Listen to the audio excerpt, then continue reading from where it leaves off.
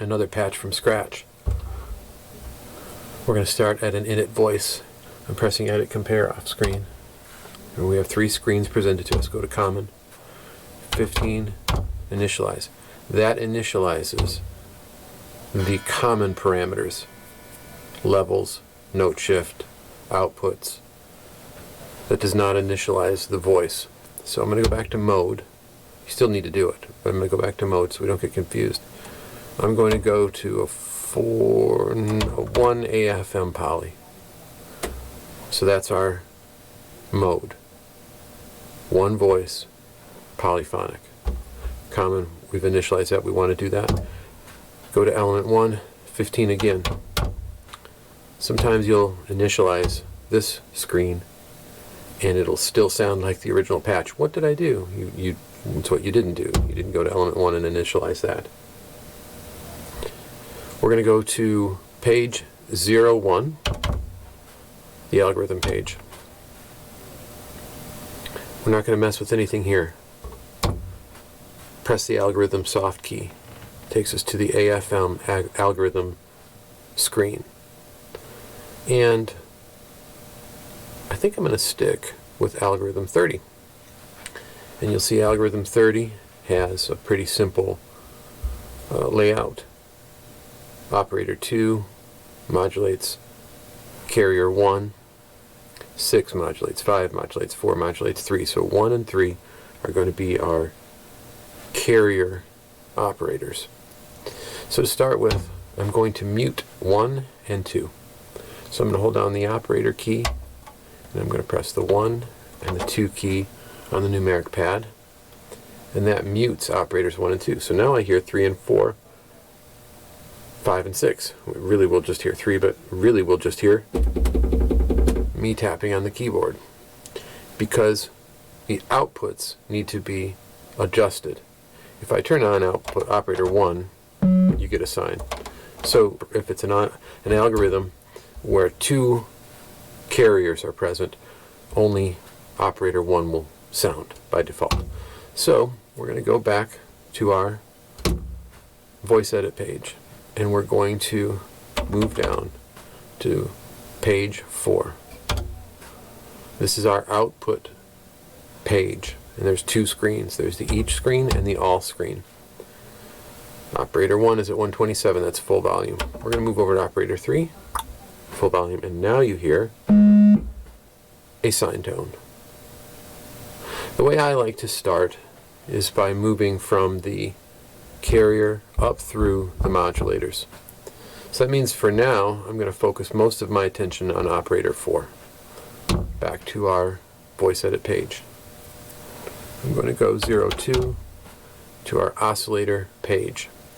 I'm currently on the operator 3 screen in this page, and the way to switch, again on the TG, is to hold select and press the operator button. And this will cycle us through any unmuted operators. So we want to look at operator 4. Now operator 4 is not turned up, as we saw in the output page. So let's start with doing that. Just leaving everything the same. I'm going to scroll over to the operator output, AFM operator output page. I'm on the all screen, and I'm going to slowly introduce operator 4.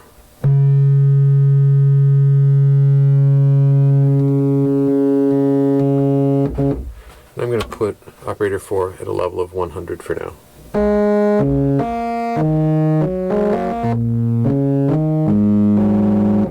So we have a kind of an organ sound. It's a little hot, but the outputs of the TG are really strong. I like that quite a bit. We maybe have to adjust that at the toward the end of the patch. But I think what I'd like to do, I'm paging back to the operator 4 oscillator screen, or page. It's really one screen, well, unless you count the algorithm soft button here, but I think I'd like to introduce a little bit of a variation in the sound. Now, the interesting thing about the layout here is you've got coarse frequency, which you may recognize as the harmonic series.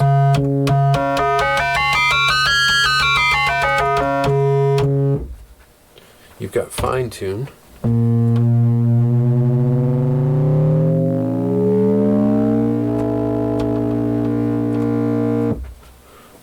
gets us into the interesting middle spaces. And then below that you've got detune.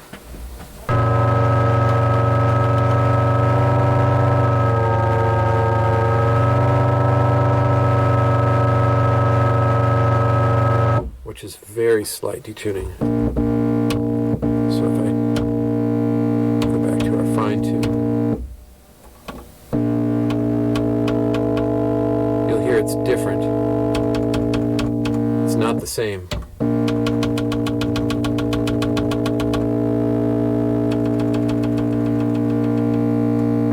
So I don't really know how detune differs from fine tune, but it seems to be a much more gradual change.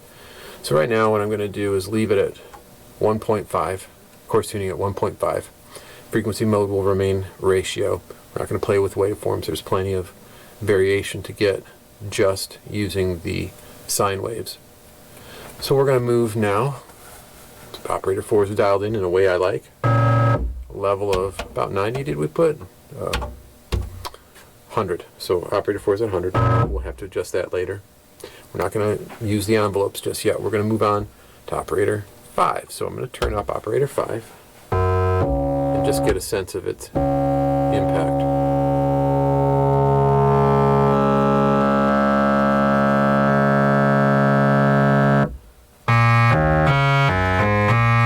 To get a more familiar FM sound, I'm going to leave it at 102. I'm going to go back. I'm going to look at the ratio setting. We're going to just see what it sounds like if I set it to a fixed ratio. So I'm going to move over, oops, I'm going to move over to the ratio option. Ratio means that the frequency changes when you press the key. Fixed means it doesn't. This operator is always operating at 1 Hertz now. Let's just take some time to listen to a couple different options. 0 Hertz is an option in this synth, and that's really cool. Mainly for a carrier, because at 0 Hertz you don't hear a lot. 1, you start to hear some wavering. 10 Hertz, 100 Hertz. Oof, intense. This does not track the keyboard. So you'll see that that has the same effect in terms of the modulation of operator 4, regardless of where you play on the keyboard. If I set this back to ratio, the oscillator tracks the keyboard. I think I'm going to leave it at ratio. I'm going to play around now with our coarse tuning. Again, you might recognize the harmonic series.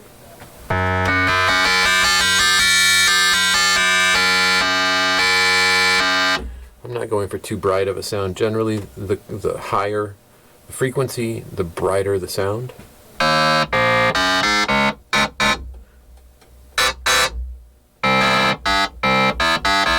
Kind of getting a weird, kind of funky electric piano sound.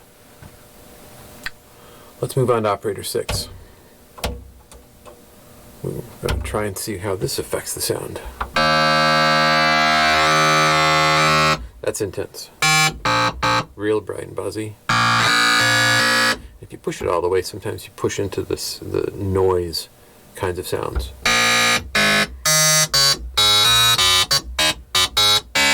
In this case, you don't really get there, but I'm going to tame it down a little bit just so we have some place to go if we want to go up from where we're at. So, start at about 120. We've got a very static sound. Not much changes as you hold the key. So we're going to start looking at dynamics now, and of course dynamics in an FM algorithm means as you change the amplitude of 4, 5, and 6, you're going to actually change the timbre of the sound as well. So let's start with operator 3. By changing operator 3's amplitude, we won't affect the timbre of the sound much. So I'm going to page back to the FM operator envelope generator screen. Remember, this is different in the TG and the SY. This is not the amplifier page. This is not the page where you describe the level of the sound. This is the page where you describe the envelope that affects the level of the sound that you set. So right now it's key on, key off. I'm going to move back to operator 3. This is our carrier, so if I want to introduce a little bit of attack here, a little bit of a sloped attack, you'll hear that it's getting softer. Now the FM modulation will remain consistent because this is the carrier oscillator. This is not a modulator. This is not modulating anything. It's simply carrying the sound, the final sound. It's the outputting the final sound. I'm going to move over to operator 4. And I'm going to do something similar. I'm going to increase rate, but I'm going to make this a little bit longer. I'm going to go back and look at 3. I have that set to 33. So again, rates are inverse. So if I have 30, it's going to be a longer attack. 25 or 20 will be even longer still. So I'm going to move this down to 20. Might be too long. Remember the trick, hold shift. Change your view, not your actual envelope rate, but just the view. Wow. Already an interesting change.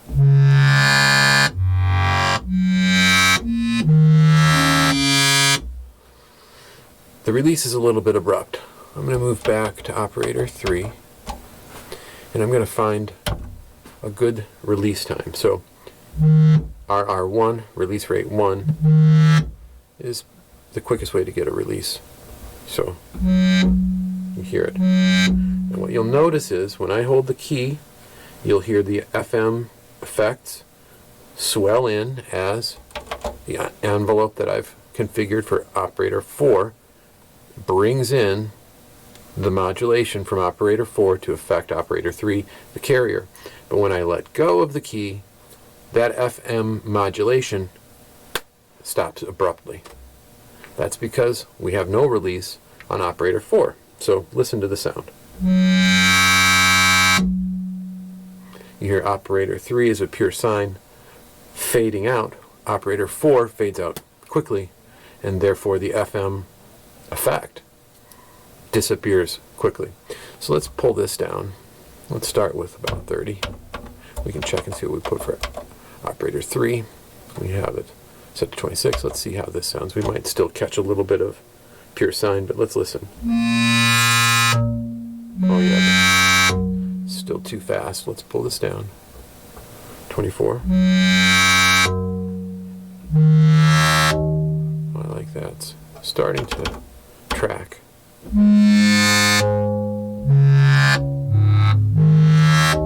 Now you're not hearing all of the operators continue to affect the FM tone or the timbre because we still have 5 and 6 that have no release. So I'm going to switch over to 5. I'm not going to touch the attack because 5 is modulating 4. We've already set the attack for 3 and 4. So 5, I'm fine with it to come in full.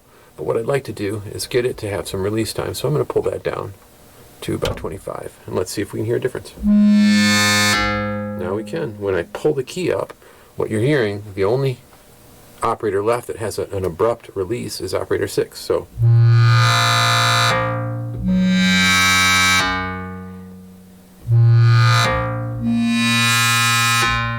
which is a really cool effect sometimes if that's what you want. We might use that. It's basically a release effect. So when you release the key, in this case when I let go of the key, operator 6 snaps to 0. So its modulation ceases abruptly. Operator 4 and 5, we've added some decay. Let's go ahead and just see what it sounds like if we do the same to operator 6. Should be a pretty different effect. And it is. You can hear that the FM sound is modulated throughout the entire span of this note being held.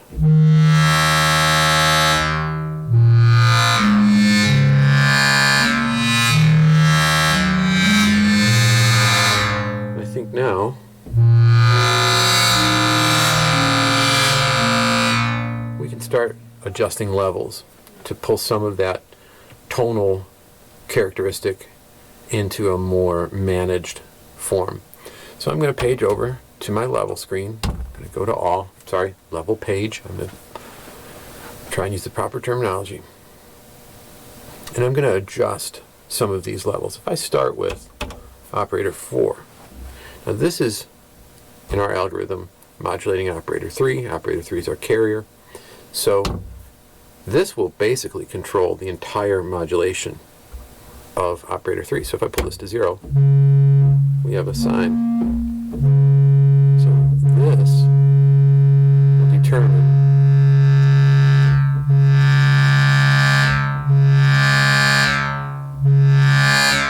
how radical of an FM sound. Now I'm going to just, for demonstration purposes, pull it up to about 120. You're going to see at this point, or you'll hear at this point,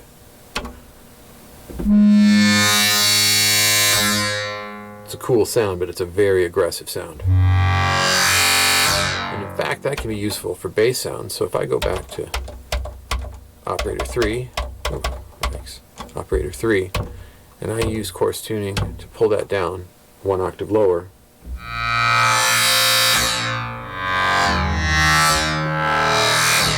I've got a much lower, meaner sound. And if I move again, operator 4, and do the same, use coarse effect, now we're going to be at 0.75. I'll try to pull that to 0.5.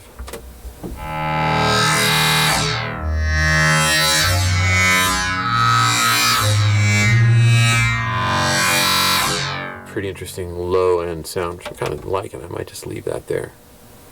And then, of course, again, the brightness can be adjusted in a broad sense.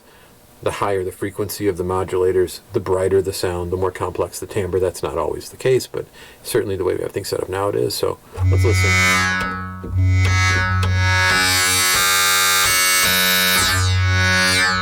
Operator 6.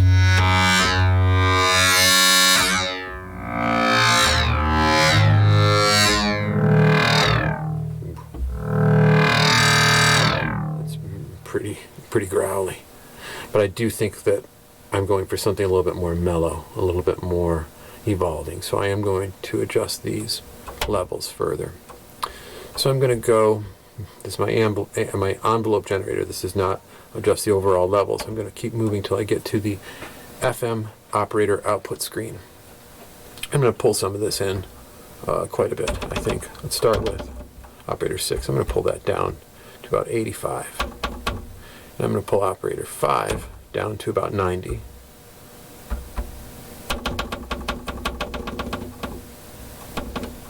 And operator 4, I'm going to pull that down to about 100.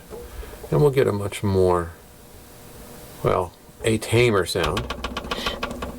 We still have a stack of 3 modulators. So no feedback yet, but this will be a little bit more mellow than what we just heard.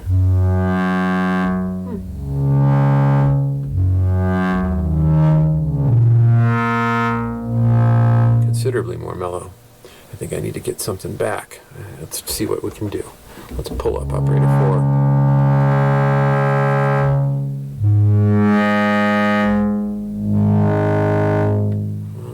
Let's try pulling up operator 5. Notice when you use a slider it will jump. It is not relative, it's absolute, so wherever this is, when you move it, that's where the number jumps. You'll notice a considerable change with very minor adjustments in level.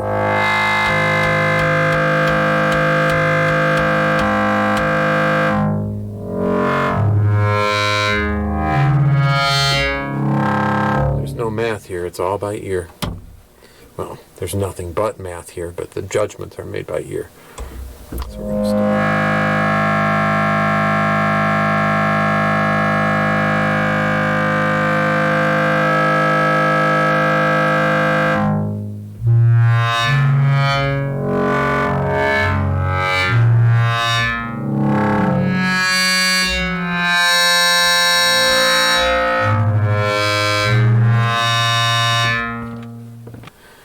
Often with sounds that are evolving, I do like to have a percussive element. So I think what we're going to do now is we are going to mute operators 3, 4, 5, and 6.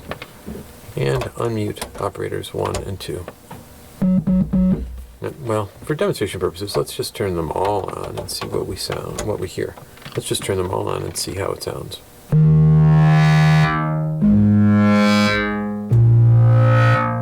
You hear that initial percussive sine tone, which I actually quite like, but I want it to be a little bit more interesting. So what we're going to do, go back to one of our old tricks. We know in our algorithm, operator 2 modulates operator 1. But I'm going to do something a little different. I'm going to go to our algorithm screen. I'm going to look at feedback. We're going to do a trick that will give us basically a sawtooth wave from sine wave, just one operator. We won't even need operator 2. In fact, I'll mute it. So we're just on operator 1 now. I'm going to go to the feedback source. We've got 3 options for feedback: feedback 1, feedback 2, feedback 3. The source, I'm going to have that set to operator 1. So that means in our algorithm, the output of operator 1 is a feedback source. And I'm going to feed operator 1 right back into itself. It says input 2 because input 1 is being used by operator 2. So now, although it's not shown graphically, the output of operator 1 is being fed back into operator 1. Remember, operator 1 is at full volume. So the full output of operator 1 is being fed back into operator 1, which gives us a sound like this. Not the nicest sound. It's because we're basically pushing that modulation into noise. We could turn down the level of operator 1.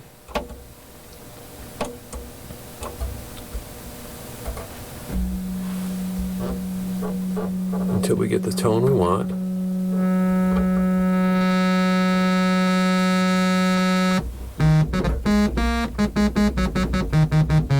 That's not really the best way, I don't think. I think a better way is to go back. Sometimes it's the best way, but another way to go back to the FM algorithm screen page, FM algorithm page, input screen, and look at our feedback 1 level. So we've got operator 1. Its input 1 is being fed by operator 2. And you'll notice here, operator 3's input 1 is being fed by operator 4. Operator 4's input 1 is being fed by operator 5. Operator 5's input 1 is being fed by operator 6. We can adjust those levels without turning down the output of those operators. Sometimes this is the best way, sometimes it's not. So I'm going to move down to feedback 1. This is operator 1's second input. The level is currently at 7. This is far less subtle, far less complex. You've got 7 levels to choose from. So this is full level. Oof. 5, 4, 3. I do want to have that sawtooth sound. So here we get what is in effect a very dull saw. And there's a bright saw with some interesting harmonics. Very high. You may not be able to hear it, but it's almost like the sound you get from an old tube TV, that super high-pitched sound. We don't like that. Here's where the granularity of using the operator level screen comes in handy, because we really do need to bring that down a little bit. So I'm going to go back over to the operator level screen. I'm going to pull this down to 120. Use the keyboard to enter that. So I'm at 120. Still get a little bit of that high pitch. I don't know what it is, the overtone that's just too bright. We'll try something else if this doesn't help. I'm going to go down to 110. No. Still there. So what I think I'm going to do, I'm going to go back to our operator screen, operator 1, and I'm going to try and pull this down 1 octave. Still there. Here's where I think we're going to make use of the filters in this synth. So for now, I'm going to leave that very high pitch, almost alias sound. I'm going to leave it present. And we'll go address that with the filters that are also available to us in the TG77 SY77. So what we really want to do is have this be an attack sound that does not sustain. We're going to set all of our rates to 63, which is the default setting, and we're going to set all of our levels to 0. Level 0 is the starting level of the sound, and so what I want to do is I want to move that up to 63. In the level screen, that is the amplitude of the sound. Now I'm going to go back to the rate screen, and it's inverse again. So as I pull down 63, or sorry, as I pull down R1, you see that we really have an abrupt attack with a brief decay.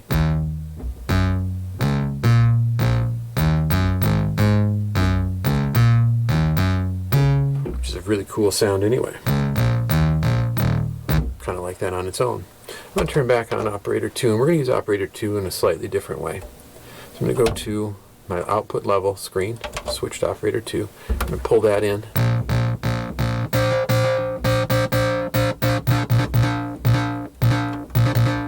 And you're hearing an interesting ba-dum, ba-dum, kind of a double hit. Okay, so we've got operator 1's set up to have an initial, a very quick attack with a slow decay, no real release. Our release is now the same, but we can leave the release at nothing. I think I like it to match. So I'm going to put that to the same release as the decay, so it doesn't matter if I hold the key or I tap the key. We get the same amplitude modulation. Now let's move to operator 2. I've got all my release rates set to the default 63, and I've set all my levels to 0. I'm basically going to replicate with slightly different numbers, slightly different values, what I have in operator 1. So operator 1 is going to have a release of 23, around 23, release, or sorry, a decay of 23, a release of 23. Operator 2, I'm going to make it slightly different, 20 and 20.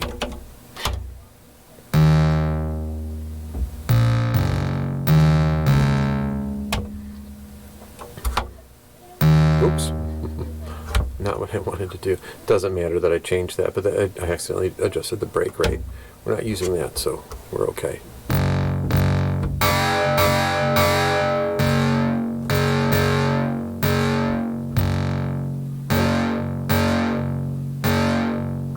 I want this to kind of push towards noise, because what I'm going to do now is I'm going to adjust operator 2's envelope and bring this number up.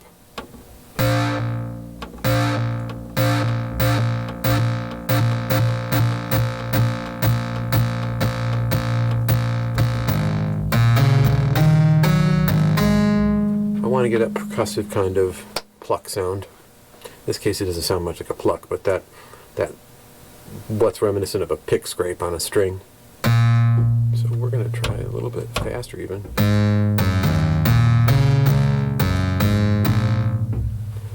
And I think what I might do too is look at the frequency.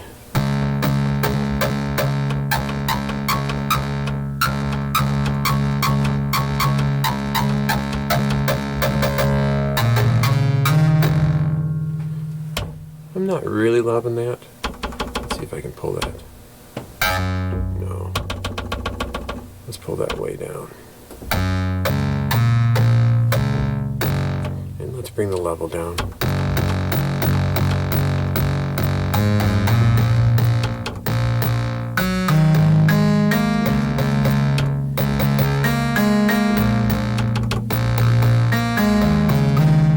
Much better.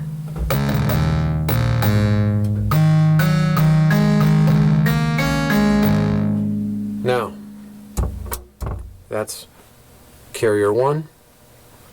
Let's bring carrier 3, 4, 5, and 6 back into the game. 3, 4, 5, 6, and here is where we're at. We are where we are at with our overall sound.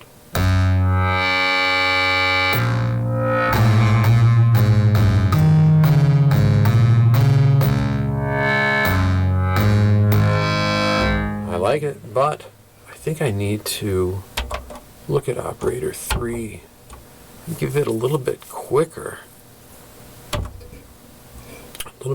attack. So I'm going to bring that, pull this up. Yeah, I like that better. About here.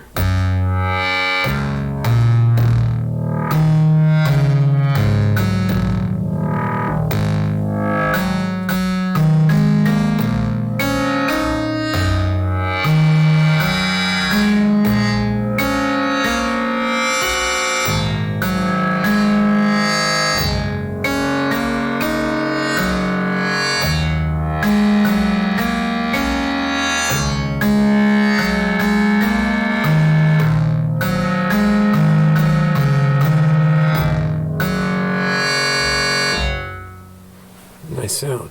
I think what we still need to do is address that high end. So I'm going to exit out of here. Page 8 brings us to our filter. We've got a low pass, high pass, and well, let's just take a look. We've got high pass, low pass, and through, and a second low pass and through. So on the second filter, I'm not going to use that right now. I'm going to go to filter 1. I'm going to turn it to low pass. Highest frequency, 22.43 kilohertz. That's the highest audio frequency that the tone generator can produce. But you'll notice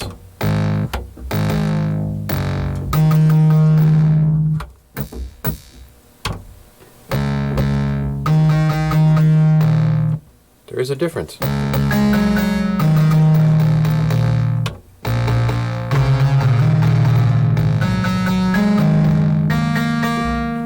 What we've essentially done here is a cheap anti-aliasing filter. I can adjust the cutoff, of course. Oops, I can adjust the cutoff.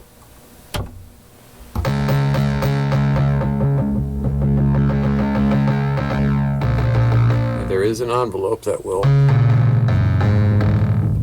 control that, but I'm not trying to do that right now. All I really want to do is eliminate that strange kind of high-end digital overtone that's sneaking through just by turning on the low-pass filter at its full cutoff frequency. Has done that.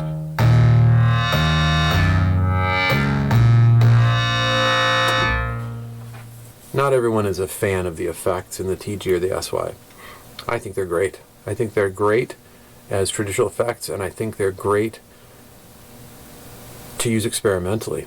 Right now, I think we're going to just look at some traditional application because this sound is nice,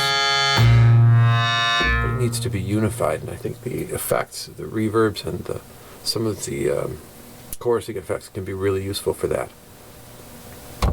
So, I hit the escape key. The effects page is not present in the element screen. The effects screen, or effects page, will be found on the common screen 10. When we go to the effect mode, what you see is that there are two groups and two outs. This is the signal of the synth engine itself. So if I were to turn on effects by pressing up in the effect mode, go to mode 1, there's also mode 2, 3, and 4, or 2 and 3. I usually stay in mode 1. You see that the signal of the effect, or the signal of the synth engine, bypasses the effects. What you can do is turn off the stereo mix for both channels. So I'm going to go down here, turn this off, and I'm going to turn this off. And now what you have is the signal from the synth engine passing through both effects before the output. It doesn't sound different, but we're not blending any of the original sound in, and when we add these effects, none of that original sound will come through. It'll only be the affected sound. So the second thing to note is that there's a mod block and a reverb block, a modulation block and a reverb block. Modulation block basically contains effects like chorus, flange, symphonic, tremolo. Symphonic, people don't like it. I like it quite a bit. It just adds that. It is a very vintage sounding effect.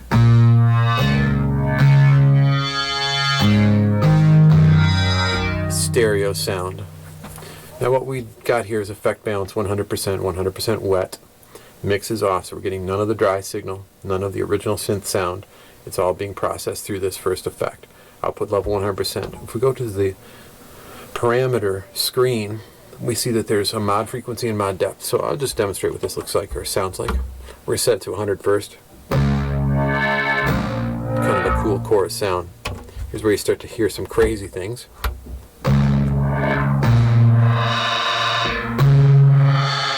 Almost like an old broken down film projector sound.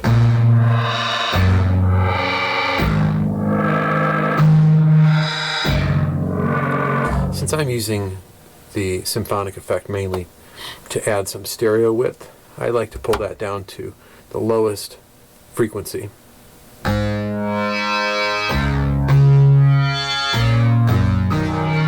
little less dated, a little less vintage sounding, a little more subtle, and we can actually pull this down, of course, if we wanted to get even more subtle. But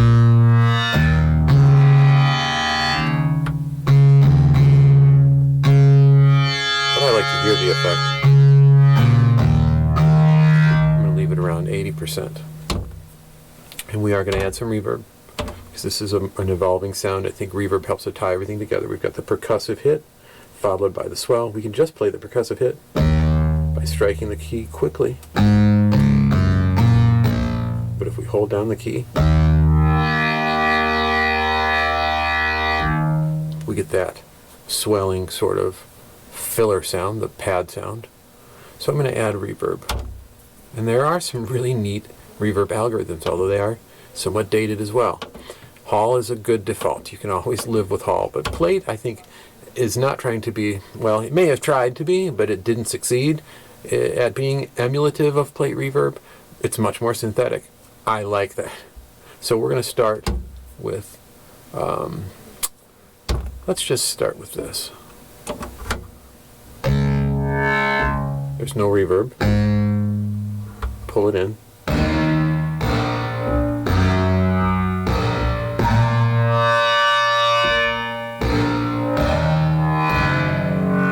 In the Plate reverb algorithm, you hear a lot of the pre-delay.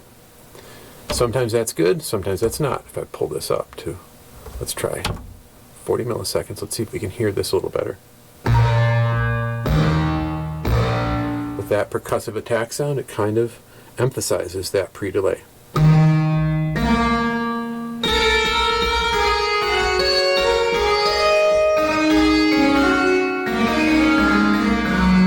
Almost gives it a piano sound.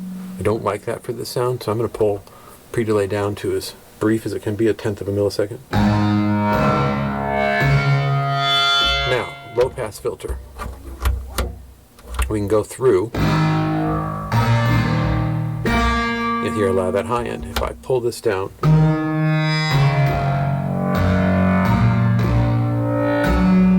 remember the entire sound is being processed through the reverb. Only the reverb tail is being affected by the low pass filter. So let's make this a nice long 5-second. Let's see, we can go up to 10, but I think let's start at 5 seconds. See how that sounds. Yeah, I like it.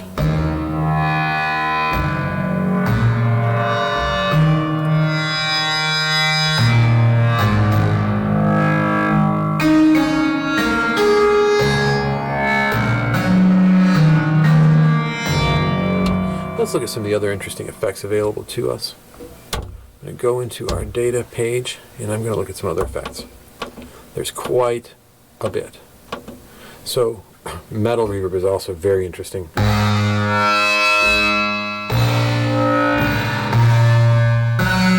Similar to Plate in that it's not very emulative but can be very creatively applied. There's delays. left-right panning delays, stereo echo, doubler effect, which can be cool, vintage sounding, a bit dated. This sound doesn't do a lot. Ping pong echo. And of course the parameters can be adjusted so we can pull up the delay time to look like a maximum of 152 milliseconds. Turn the pre-delay down. And we can turn the gain up to dangerous levels.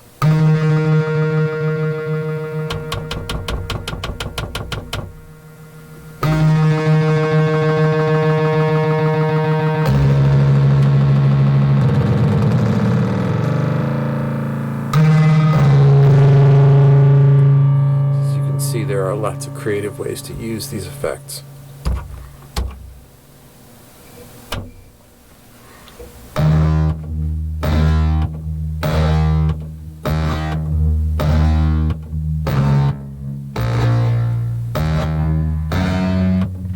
And then we get into the delays, reverb combinations. Tunnel reverb. It's a reverb with a bit of a delay mixed in.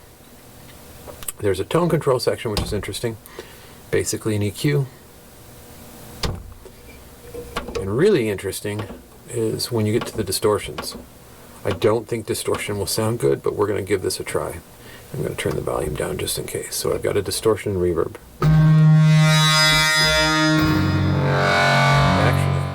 Actually, I kind of love that. So we've got distortion, delay left, right, and we've just got plain distortion.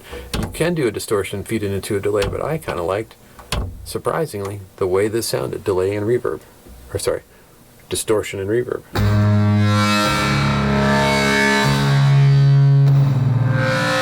Here's one of the parameters we're going to look. I'm going to turn that reverb time back up. I like long reverb, especially when it's kind of a low quality reverb.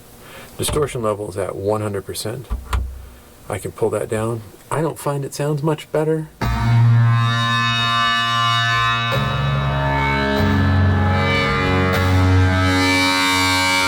like the way the distorted sound comes out. It's not a tube amp style distortion. This is a much harsher digital distortion, which is what you want. In this case, what I want. I think I will tame it a bit. Maybe pull it down to about 90%. We switch between just the distortion and the reverb. I'm going to pull it towards the reverb side of things a bit. 65%.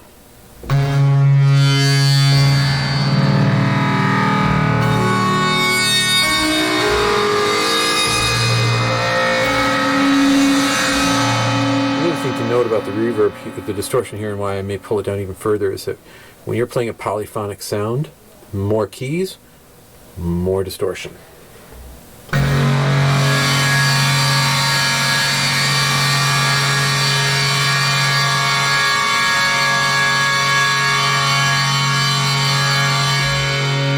So that was a 3-key chord.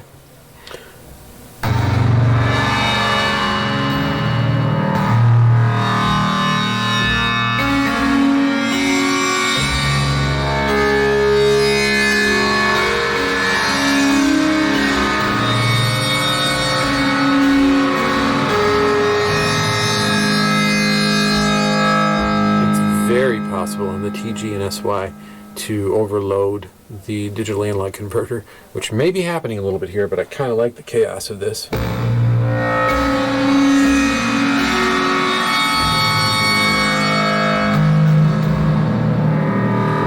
I listen to it, the more I think maybe I don't want that for now. It's a cool effect though. Let's go down. Let's back to where we were starting with this whole experiment, and we're going to go I think we're going to go back to our plate reverb. And we're going to adjust our parameters. I feel like I wanted a little bit more than 5 seconds actually, so I'm going to go to 6 seconds. Put our low pass filter through.